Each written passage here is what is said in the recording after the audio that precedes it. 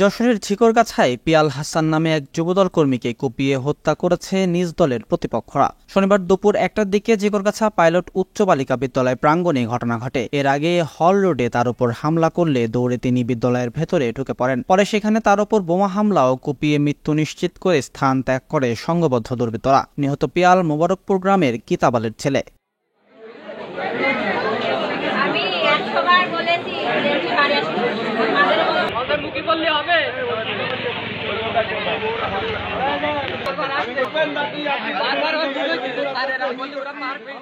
পূর্ব শত্রুতার জের ধরে হত্যাকাণ্ডের ঘটনা ঘটতে পারে বলে প্রাথমিক ধারণা করছে পুলিশ। বিষয়টি তদন্ত করে হত্যাকারীদের গ্রেপ্তার করা হবে বলে জানিয়েছে ঝিকরগাছা থানার অফিসার ইনচার্জ বাবলুর রহমান খান।